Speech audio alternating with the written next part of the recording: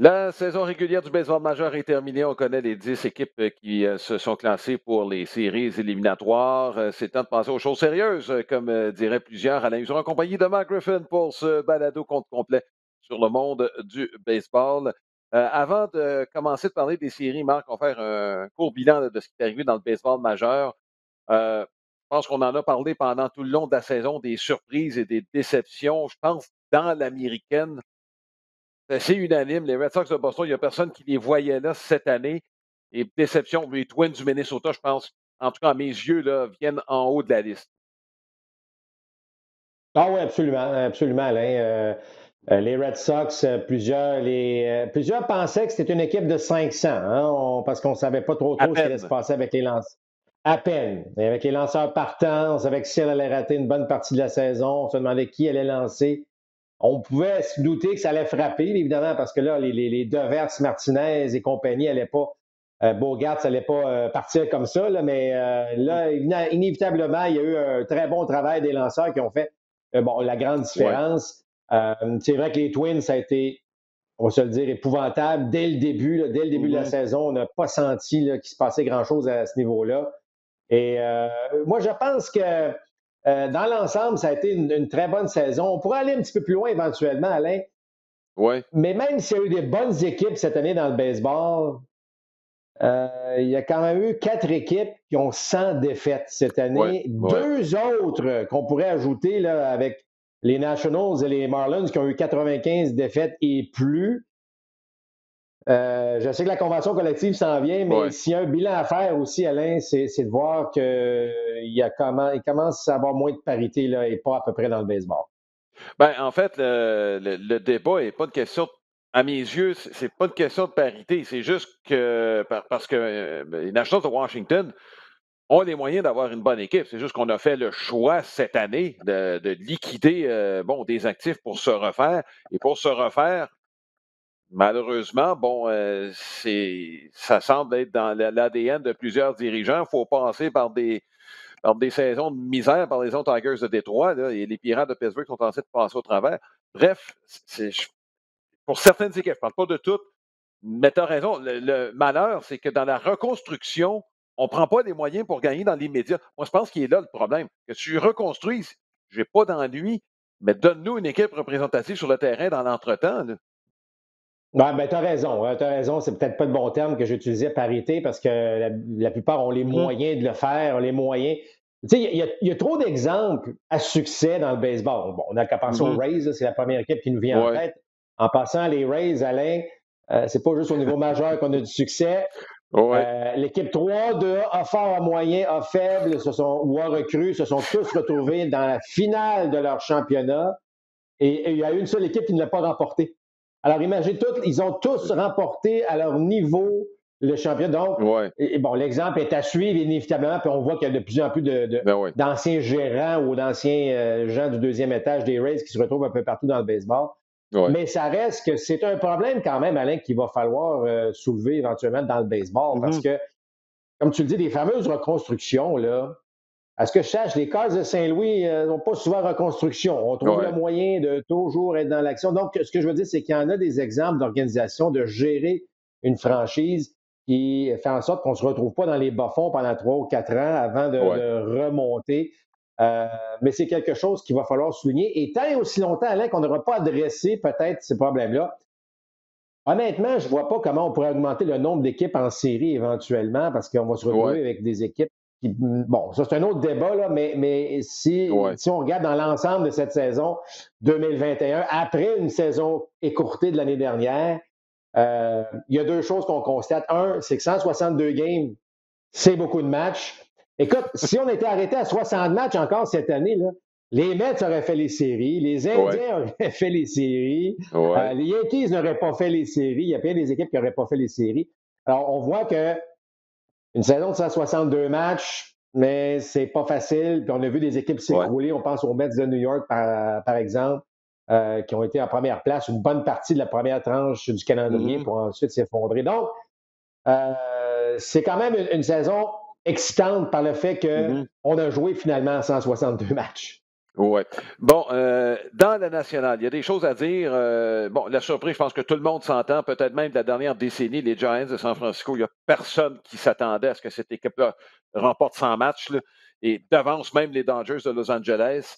On va y revenir. De toute façon, on va les voir pendant les séries des Giants de San Francisco et pendant au moins 3 matchs. Ça, c'est dans le pire des cas. Euh, bon, déception, il y a plusieurs équipes, mais je pense que la déconfiture des 2 derniers mois des, des Padres de San Diego. J'aimerais qu'on s'y arrête un peu, Marc.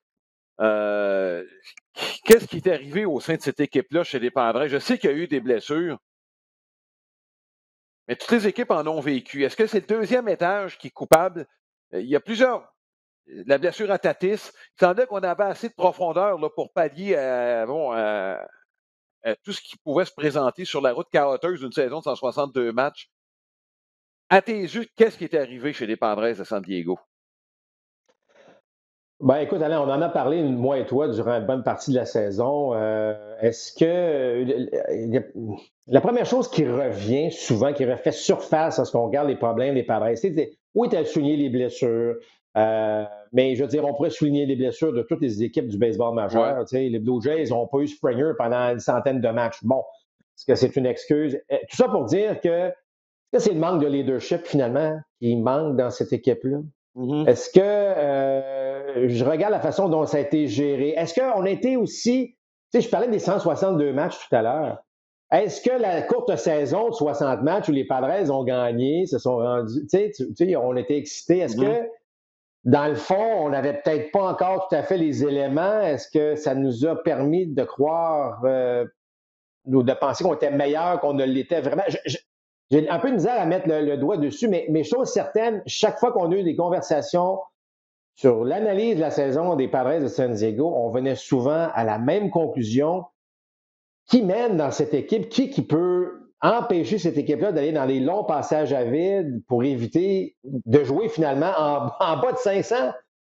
Écoute, sur papier, là, tout le monde disait que cette équipe-là va se battre avec les Dodgers. On a Ouais. acquis 2 lanceurs partant de pointe. Position par position, on était fort partout. Leadership, m'excuse Marc, mais je me rappelle quand on avait embauché Eric Hosmer, on se disait, bon, pourquoi Eric Hosmer? Eric Hosmer n'était pas là pour l'année où on l'a acquis. Parce qu'on savait qu'il y avait des jeunes qui s'en venaient et qu'on aurait une bonne équipe dans 2, 3 ans. Et Hosmer était pour être là. C'était lui qui était supposé d'être l'ingrédient principal qui faisait que le gâteau était pour lever et que tout le monde était pour être ensemble. Et là, je me dis, bon, Eric Hosmer était où? Et est-ce que le fait que Hosmer n'avait pas une bonne saison fait en sorte qu'il ne pouvait pas assumer son rôle de leader? Je te pose la question, Marc, comme quelqu'un qui a déjà été dans l'abri d'un joueur d'un club de baseball. Là. Est-ce qu'un club qui ne produit C'est pas, en sûr, fait, perd un peu son ascendant sur le reste de l'équipe?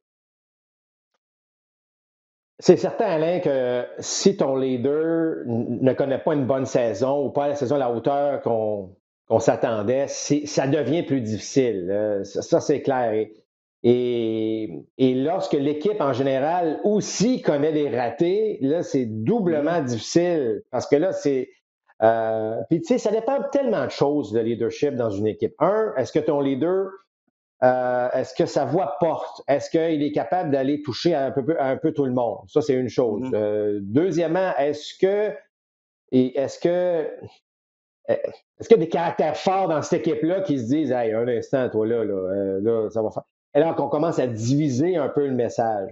Pas impossible.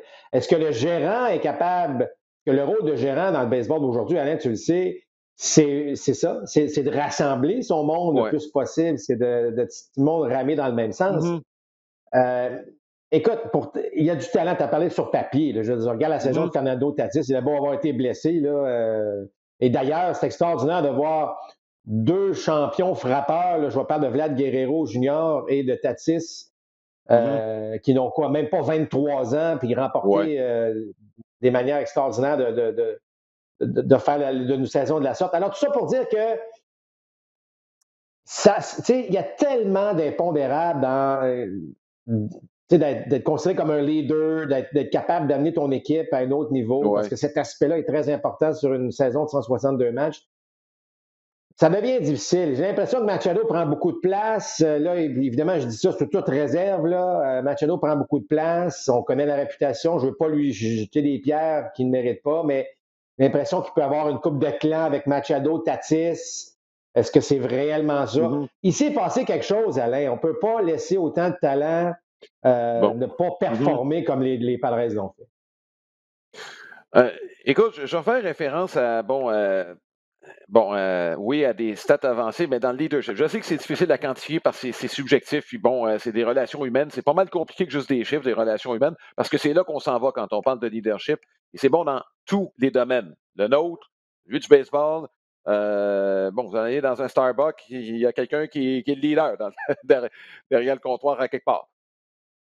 Il y a à chaque année une conférence qui est donnée à MIT, qui est Massachusetts Institute of Technology. C'est une institution qui est très réputée aux États-Unis. Ne va pas là qui veut. Au mois de mars, à chaque année, il y a une conférence sur les chiffres dans le monde du sport, pas seulement dans le monde du baseball. Il y a quelques années, il y a une présentation, Marc, qui a été faite, tu vas aimer le titre, c'est l'effet David Ross. Bon. Pourquoi David Okay. Ross? Parce qu'il y a quelqu'un, à un moment donné, qui a reconnu ses talents de leader. Pas pour rien qu'il est gérant avec les Cubs de Chicago aujourd'hui. Ross a remporté 2 séries mondiales avec les Cubs en 2016, avec les Red Sox en 2013. On commence à trouver des moyens de quantifier. Bon, et ce qu'on... je veux dire, c'est pas une science exacte. C'est ça qu'on reconnaît, mais oui, il y a un effet. Ça se traduit comment, Marc? Bon, évidemment, là, je te pose la question alors qu'il y a un paquet de psychologues, il y a un paquet de dirigeants sportifs. Est-ce que c'est la question que je vais te poser, c'est pas juste les Padres, est-ce que c'est un aspect qu'on néglige? Ben, la réponse est oui. On la néglige, on l'a toujours négligé, malheureusement. Tu sais, combien de fois, Alain, on s'est obstiné? Ben, non, c'est pas vrai, on s'est pas obstiné. On a jasé du On a fait discuté. que, discuter du fait que, par exemple, lorsque les Blue Jays ont laissé aller Edwin Encarnacion, on se disait pourquoi pas l'avoir laissé Mhm. 3-4 mois de plus aux côtés de Vlad Guerrero Jr., Ouais. juste pour amener, oui, l'expérience, mais aussi jouer le rôle de grand-père ou père, Mhm. si tu veux. J'ai écouté les propos de Bobby Bichette qui parlait de Marcus Semien. Il dit, écoute, j'aurais pas été capable de faire ça sans lui. C'est ça l'aspect d'un leader, de quelqu'un qui prend, qui prend le jeune, Mhm. qui lui donne des années d'expérience finalement pour qu'à 22 ans ou 23 ans, faire ce que ces gars-là font. C'est parce qu'il y a des gars de 29, 30 ans qui ont passé par là, qui sont en train de partager leurs connaissances. Et pas juste partager les connaissances, c'est de partager comment tu te comportes, comment tu te prépares. C'est ça être un leader. C'est pas juste, OK, tiens tes mains hautes pour frapper puis ça va aller mieux. C'est pas ça, là. C'est dire comment tu te prépares à affronter une saison de 162 matchs, comment tu te nourris, c'est quoi ta routine. C'est tout ça fait partie d'une manière d'être un leader dans une équipe. Et ça t'empêche justement de tomber dans des très longs passages à vide où le gars est plus Ouais. capable de s'en sortir. Et c'est là que le rôle comme, David Ross est un super bel exemple parce que, on a vu ce qui. C'était pas le joueur le plus Mhm. spectaculaire avec les Cubs. On va se rappeler de Rizzo, de Bryant, de Jason Hayward et de Schwarber qui est arrivé. Mais le gars qui était en train de tout rassembler ça ensemble, c'était David Ross. Tu sais, on revient sur Yogi Berra. Il en a sorti des niaiseries, mais 90%, le baseball est 90% mental, l'autre moitié physique. Ben là, un leader va arriver, puis il va l'encourager, puis il va lui donner, Mhm. toujours dans mettre le joueur ou les joueurs dans un état d'esprit de gagnant, dans un état d'esprit de relaxer, Alors, ça joue un rôle extrêmement important. Tu peux pas le quantifier. Tu sais, le gars va à l'arbitrage, ouais, c'est un bon Ouais. leader. Ben ouais, mais il frappe 2,20 puis un MPP à 503. Mais tu comprends avec, je ne sais pas, le MIT, comment on peut quantifier un aspect de la Ouais. sorte avec des statistiques avancées, mais chose certaine, Mhm. l'aspect humain. Moi, j'ai joué dans des équipes, Alain, où vraiment, c'est pas nécessairement toujours un joueur qui peut être le leader. Le gérant peut vraiment Mhm. jouer aussi le rôle de leader, Ouais. comme j'ai l'impression que ça se passe avec les Red Sox de Boston. Là, j'enlève rien aux joueurs qui sont là, les vétérans. Et ça, là, moi, c'est Alex Cora qui est le leader de cette Mhm. équipe-là, et non un joueur en Et- particulier. Ceci étant dit, ça devient un rôle Extrêmement important, Ouais, mais comment quantifier ça? J'ai aucune façon de répondre à ça. ouais. Écoute, juste faire une parenthèse, d'une équipe à l'autre, c'est différent. Tu fais allusion à Cora qui est présent avec ses joueurs, alors qu'un Joe Madden, lui, c'est clair. Il l'a toujours dit, le vestiaire appartient aux joueurs. S'il n'y a pas Ouais, de leader dans son vestiaire, puis je pense qu'il est en train de le vivre présentement avec les Angels, bon, tu sais, c'est vrai. avec les Cubs, c'est Anthony Rizzo qui était le joueur autour duquel tout le monde voulait se battre. Et juste pour terminer deux choses, Marc, tu as mis le point sur un des aspects qui avait été présenté dans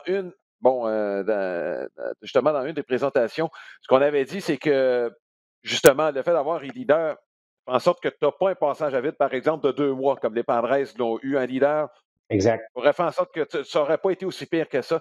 Et l'autre, c'est les premiers chiffres, là. Ça va peut-être évoluer, mais ce que je peux dire, c'est qu'on a conclu, à la suite de recherches, je te dirais multisectorielles, que dans une saison de baseball, le manque ou la présence de leadership peut aller jusqu'à te procurer 2 victoires de plus ou 2 victoires de moins. Avec les Padres, ça n'aurait peut-être pas fait la différence, mais bon. Mais je te dirais, Ouais, mais, écoute, on mais, en mais est au avec les Blue Jays, balbutiement, je pense, des recherches. Nous. avec les Blue Jays, il aurait pris 2 victoires de plus, mais je pense pas que c'est un manque de C'est leadership ça, nécessairement c'est à ça. ce niveau-là. Mais c'est Ouais, intéressant, Alain, puis c'est une discussion qui va pouvoir se poursuivre longtemps dans le ouais, baseball. Et rapidement, j'aimerais juste revenir aux Giants parce que tu sais, on parle de leadership. ouais. Les Giants, beaucoup de joueurs d'expérience de plus Ben de oui, 30 ans. Je ne sais pas si le 30 est le nouveau 20, là, parce que les joueurs ont joué comme si on avait 20 ans. Mais tu sais, je dis pas que Gabe Kapler est arrivé là puis il dit écoute, ça va être facile. Au contraire, je pense que Gabe Kapler a probablement fait réaliser aux joueurs hey les gars, c'est à vous autres cette saison-là. Et là, ben, ouais. les Buster Posey, les Crawford, les Brandon Belt, ont Ah oui. répondu. Mais alors, tu vois l'exemple probablement d'une gang de gars qui se sont regardés et se sont dit hey, les gars, on s'est mis à gagner, on a du fun, on est capable, puis on est Ouais. parti pour la gloire, puis on a gagné 107 matchs cette année. Ouais. Écoute, j'ai l'impression que la semaine prochaine, on pourra parler des Padres. Là. Il n'y a rien qui a été annoncé encore, mais il y avait de fortes rumeurs voulant que, Ouais. Klingler, ce soit terminé. On va essayer de faire ça court, Marc.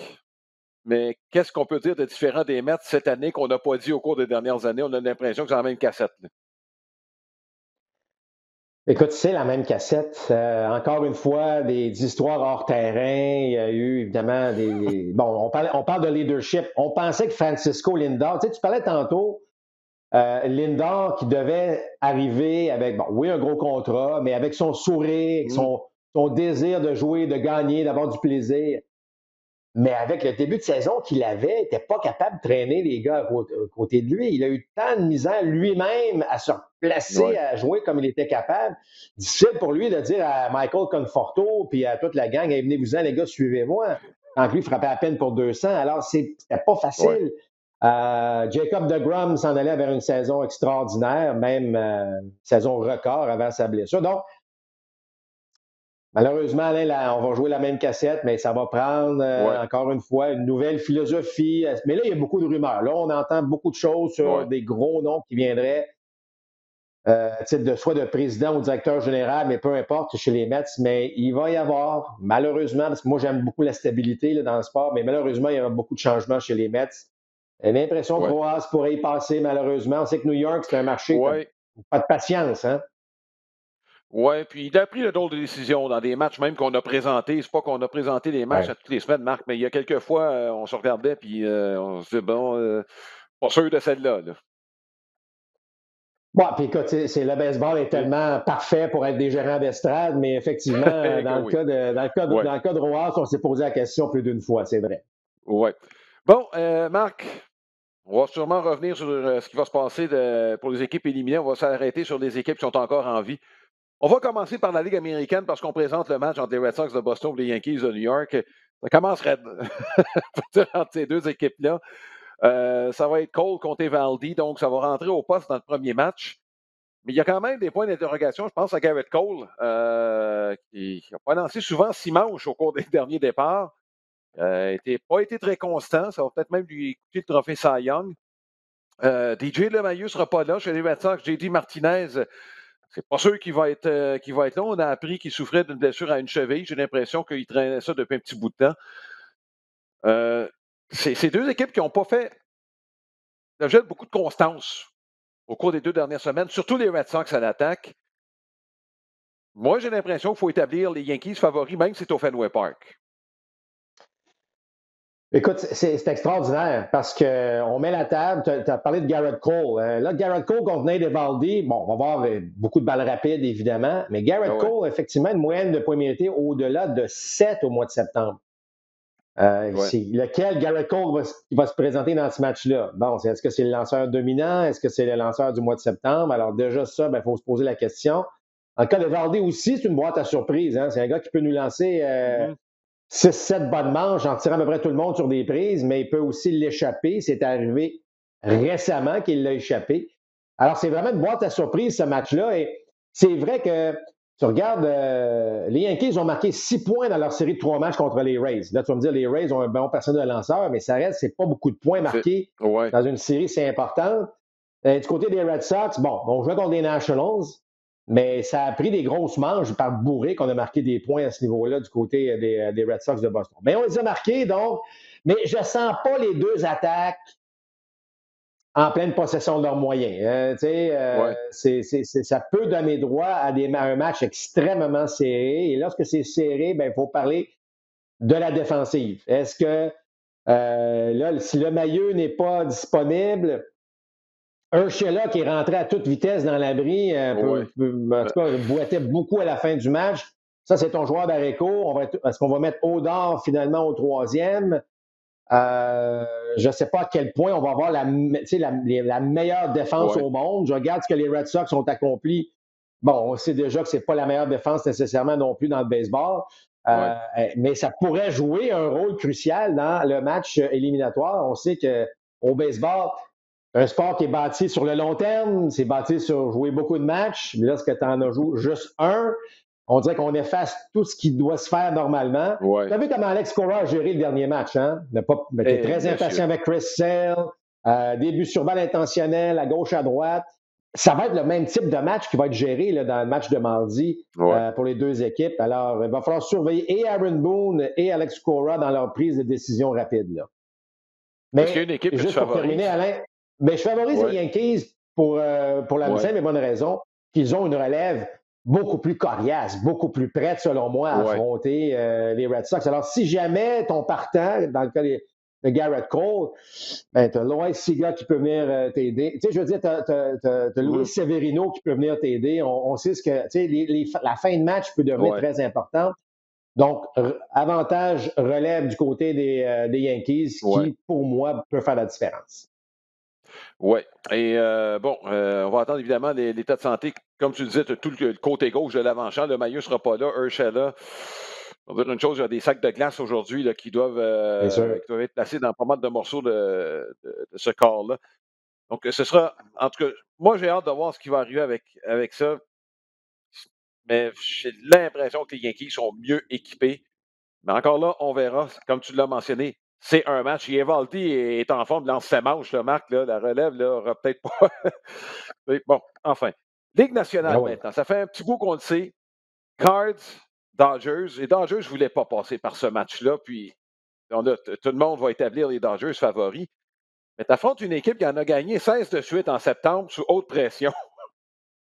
Ça tente-tu d'affronter des Cards? Oui, ils ont perdu leurs 2 derniers matchs, par contre. Là, je ne sais pas, bon, tu vas me dire, c'est pas grand-chose, mais je veux dire, tu te retrouves là. Alors, il faut que tu acceptes du côté des Dodgers. C'est sûr que tu en gagnes 106. 106 victoires, tu ne gagnes pas le titre de championnat. Et là, probablement, je voudrais même assurément que Max Monty ne sera pas du match, lui qui a été blessé. Donc, une lourde perte pour les Dodgers à ce niveau-là. Bon, là, un match présenté à 17h au Dodger Stadium, coucher de soleil, Adam Wainwright avec sa balle courbe. Écoute, tout peut arriver, Alain. On ne verra pas nécessairement bien la balle. Ça peut être un match extrêmement serré. Et plus c'est serré, je ne dirais pas que ça va à l'avantage des Cards, mais c'est ce que les Cards veulent. Garder le match à leur portée. tout au long des 7-8 premières manches. Et là, on ne sait jamais qu'est-ce qui peut se passer. Alors, tout ça pour dire que c'est l'attaque des Dodgers qui va être déterminante. Et là, tu perds Max Ouais, Muncy. Alors, c'est pas.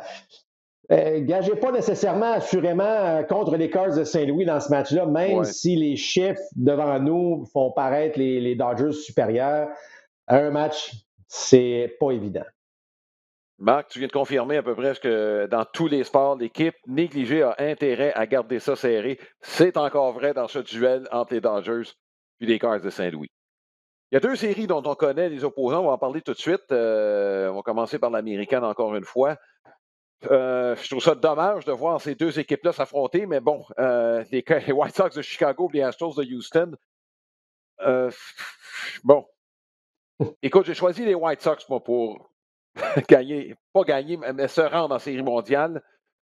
Je pense qu'ils vont trouver le Waterloo face aux Astros de Houston. C'est une équipe qui sait comment gagner. Leurs jeunes lanceurs continuent de bien lancer. Même, je pense que les Astros pourraient se rendre jusqu'au bout cette année. Écoute, je suis un peu d'accord avec toi. Cette série-là, par contre, ce qui m'intéresse beaucoup, c'est qu'on a deux gérants âgés, on va se le dire, je dirais pas d'une autre Oui, époque, mais des gérants qui arrivent. Bon, rappelle-toi l'embauche de Tony La oui, Russa. Et là, évidemment, Dusty Baker qui enfin gère une saison de 162 matchs. Fait du très bon travail en passant. Mais là, en série, tu sais à quel point, surtout dans une série 3 de 5, bon, les décisions du gérant influencent grandement. Oui, les joueurs jouent, mais les mhm, décisions sont prises. Et là, on a quand même deux gérants. Bon, oui, dans le cas de Baker, ça fait une couple d'années. Dans le cas de La Russa, c'est cette année. Mais deux gérants de l'ancienne garde, de l'ancienne vision du baseball qui arrivent dans le baseball moderne en série. Je vais trouver ça intéressant. J'ai hâte de voir qu'est-ce que ça va donner. Mais toujours est-il que je suis d'accord avec toi. On ne s'obstinera pas beaucoup là-dessus. J'aime ce que je vois des Astros. ouais, Ils ont fait fi des critiques, puis encore une fois, de la tricherie des spectateurs. Les gars ont connu des bonnes saisons, mais on parlait tantôt de leadership, puis comment quantifier ça, puis c'est pas mhm, facile. Mais je m'excuse, mais l'expérience des séries de Altuve, de ouais, Bregman, de Correa, Gurriel qui a connu une saison exceptionnelle, champion frappeur dans la Ligue nationale cette année. Et là, je ne t'ai même pas parlé des jeunes lanceurs. Les White Sox ouais, carburent beaucoup avec leurs lanceurs, mais tu regardes ce que les Astros ont fait au Monticule aussi, puis on les accote ouais. quasiment. Et je pense qu'il faut donner un avantage avec l'expérience et l'attaque des Astros. Donc, je suis d'accord qu'une série qui ne sera pas facile pour les White Sox. Évidemment, ce ne sera pas une promenade du dimanche pour les Astros non plus, mais Ouais. je favorise les Astros pour commencer la série. Bon, maintenant, l'autre série dont on est certain, on l'a mentionné souvent, Marc, il n'y a personne qui voulait affronter les Brewers de Milwaukee. Et là, ils ont, entre guillemets, l'avantage de jouer contre l'équipe qui a le moins bon dossier de toutes les équipes qui se rendent en série, les Braves d'Atlanta. C'est un piège. Tu parlais d'expérience des séries. Les Braves, écoute, c'est la quatrième année de suite qu'on se rend en série. L'année passée, on menait que 3-1 contre les Dodgers en série de championnat. On l'a échappé. Ouais. C'est une équipe qui peut être très dangereuse, les Braves d'Atlanta. On a perdu Devin Williams. Je ne dis pas que ça va coûter la série, mais je trouve ça extrêmement dangereux à l'approche des séries de perdre un gros morceau comme celui-là. Oui, bien d'accord avec toi. On sait à quel point la relève, les releveurs font souvent la différence dans ce genre Ouais, de série. Mais je crois quand même que les Brewers vont en faire suffisamment. Et ceci étant ouais, dit, là, c'est une série de 3 de 5 qui va se rendre à la limite selon moi. Les Braves sont tannants, l'expérience. On est allé chercher quelques voltigeurs en fin de saison. Ben, pas en fin de ouais. saison, mais à la date limite des transactions. Ça a fonctionné. On a une coupe de lanceurs partants qui vont bien. Oui, c'était la division la plus faible du baseball. On a quand même gagné le championnat de la division. Ça n'a pas été Ah facile, oui. mais on l'a fait. Et là, on recommence à zéro. Je veux dire, on met tout le cadran à zéro, puis on recommence. Mais j'aime quand même la façon dont les Brewers ont traversé leur saison. Ils ont gagné de plusieurs façons. Rappelle-toi la transaction qui a Mhm, amené Willie Adamez, qui a transformé un peu cette équipe. On parlait de absolument. leadership tantôt. Ça a fait une. Puis, évidemment, la qualité de leur lanceur partant. On ne parle jamais des Ouais. Brewers, ou rarement, mais affronter leur trio de partants dans une série de 3 de 5, on est mieux d'aiguiser nos bâtons parce que ça sera Ouais. pas facile pour les frappeurs des Braves. Oui, puis ils sont tannants à l'attaque. Avisaïl Garcia a connu une très, très bonne saison. Adames a été une trouvaille extraordinaire là, pour les Brewers. Jake Peterson qui a forcé les Brewers à l'utiliser avec sa moyenne de présence sur les buts astronomiques qu'il avait à peu près jamais fait au niveau majeur depuis le début de sa carrière. Bref, je pense que c'est une équipe qui, qui est solide, mais je pense que les Braves vont gagner quand même. Ils ont des. Écoute, Charlie Martin, là, ça va être dur pour les frappeurs quand on va l'affronter. Je pense que l'expérience des dernières années va avoir raison des Brewers. Remarque, les Brewers aussi ont l'expérience des séries. Ils sont rendus jusqu'en finale en 2019. Mais je pense que les Braves sont plus aguerris. Je pense que les Braves, de ce côté-là, ont une chance légitime de battre les Brewers. Mais tu sais, Alain, lorsqu'on parle d'une série qui va aller à la limite, c'est parce qu'on n'est pas trop sûr de notre Oui, ben c'est choix. ça. Ouais, Mais je pense ben que ça va c'est être une ça. très bonne série qui va donner du très bon baseball. OK. Mais évidemment, ce ne sera pas facile pour la suite des choses pour peu importe l'équipe qui va gagner cette Ouais. série-là. Bon, on va parler des deux équipes qui attendent l'issue des matchs des équipes repêchées. Dans la nationale des Giants de San Francisco, on préférerait, j'imagine, voir les Cards de Saint-Louis. Si on affronte les Dodgers, ça va être difficile des Giants. Je ne vois pas comment on pourrait passer à travers les Dodgers. Je sais qu'on a fait du bon travail pendant la saison et tout ça. Ce serait intéressant de voir comment cette énergie-là va se poursuivre en série d'après-saison. Écoute, je sais qu'ils nous ont fait mentir pendant toute la saison. Il n'y a pas de raison que ça arrête, mais quand on regarde sur papier, je pense que les Giants souhaiteraient jouer contre les Cards. Mais tu sais, Alain, on a parlé à quel point une saison de 162 matchs, Ouais. c'est long. Puis rappelle-toi qui menait à mi-chemin en saison. Puis, hey, écoute, les Giants, là, il n'y a aucune raison que ça ne Ouais. se poursuive pas, là, cette saison de rêve. Mhm. Moi, je ne suis pas prêt à donner, évidemment, je ne suis pas prêt à donner la victoire aux Dodgers si jamais c'est Dodgers-Giants Ouais. dans la série de division. Et c'est trop surprenant. Ils sont en mission et lorsqu'une équipe Ouais. est en mission, on ne sait jamais. Et honnêtement, oui, il faut regarder sur papier, là, mais ça se passe sur le terrain. Puis ce qu'on a fait sur le terrain cette année est tout à Ouais. fait exceptionnel. Écoute, Alain, le baseball est Ouais. riche en histoire, mais je ne me rappelle pas d'une équipe qui ne devait même pas faire les séries Ouais. et à peine jouer pour 500, gagner 107 matchs de la façon dont ils l'ont fait dans une des sections Ouais. contre une des meilleures équipes de tout le baseball, les Dodgers. Ouais. Je peux juste pas m'en aller là encore. On va attendre l'équipe qu'ils vont Ouais. affronter, et après ça, on va. Mais chose certaine, ça va être une très, très bonne série, que ce soit les Cards ou les Dodgers. Ouais. Juste l'implication des Giants dans une série. Et ils Ouais. vont vouloir aussi montrer à la planète baseball que les 107 victoires pour la saison 2021, c'est Ouais. pas juste une bonne saison. Je pense que là, Non, on est non. vraiment en mission du côté des Giants. Ils l'ont parfaitement mérité. Maintenant, les Rays. La question est fort simple. Est-ce que c'est la meilleure équipe du baseball majeur? Oui. Bon. Moi, je les avais choisis en début de saison. Je les avais choisis en début de saison pour Ouais. se rendre jusqu'au bout encore cette année, jusqu'en Série mondiale. Ils sont encore meilleurs. Ils sont encore meilleurs que l'année dernière. Ouais. Mieux équipés, on s'est rendu. Wanda Franco, là, je m'excuse, mais C'est fou, ton tu joueur de vas me dire qu'il baseball. n'y a pas beaucoup d'expérience, mais regarde, moi, encore une fois, là, tu sais, Ji-Man Choi, c'est pas le meilleur joueur de premier but, puis Joey Wendell, c'est pas le meilleur joueur Mhm. de troisième but. Mais lorsque tu parles d'aspect équipe, là, Ouais. j'ai beaucoup de misère à voir comment on va pouvoir traverser cette équipe-là. On est capable de vous battre de toutes les manières possibles et Ouais. imaginables. Euh, et en le faisant bien, en jouant du Mhm. baseball propre, on fait peu d'erreurs, on est solide partout. Oui, c'est une manière de gérer. On l'a vu avec ce qui s'est passé l'année Ben oui. dernière. Mais moi, c'est une équipe tellement. Et puis, on l'a vu dans la série de 3 matchs contre les Yankees en fin de Ah saison. ouais. Bon, ils ont perdu le dernier match, là. Mais sur une série de 3 de 5, sur une série de 4 de 7, ils sont trop fatigants, ils sont trop tannants. Bon. Les Mhm. Rays, selon moi, vont se rendre jusqu'à la série mondiale cette année. Dernière question, Marc. Là, je fais référence à ce qu'on a vu de deux équipes au cours des dernières semaines, les Yankees et les Rays. Les Yankees ont couru pas mal plus. Les Rays ont couru beaucoup, mais il me semble qu'on a couru encore plus en fin de saison. On l'a vu d'ailleurs dans le tout dernier match. Là. On a utilisé des jambes là, pour essayer de gagner ce match-là, le dernier le dimanche. Là. Est-ce que tu t'attends à ce que ça court un peu plus au cours des séries? Parce qu'on a vanté pas mal les bras de toutes les équipes en présence. Ça semble être pas mal unanime. Là.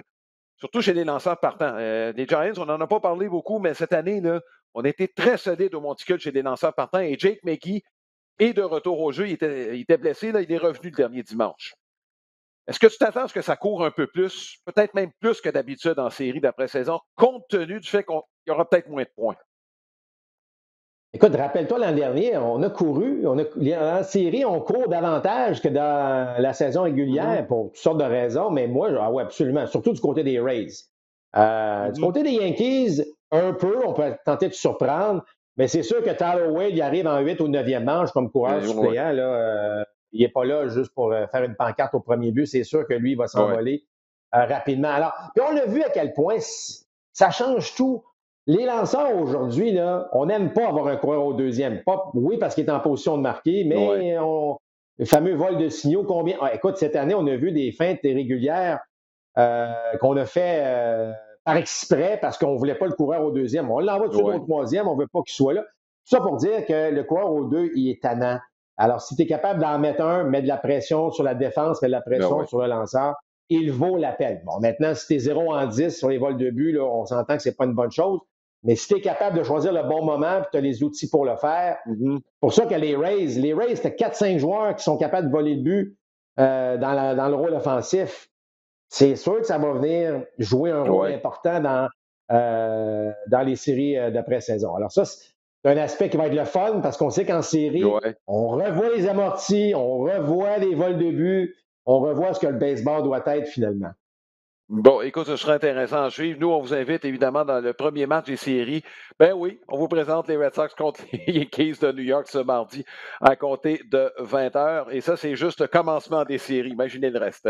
Voilà ce qui complète ce balado. Marc, on se revoit ce mardi. On vous souhaite de très, très bonnes séries de baseball tout au long du mois d'octobre. On sera là jusqu'à la série mondiale. À bientôt. Bonne semaine.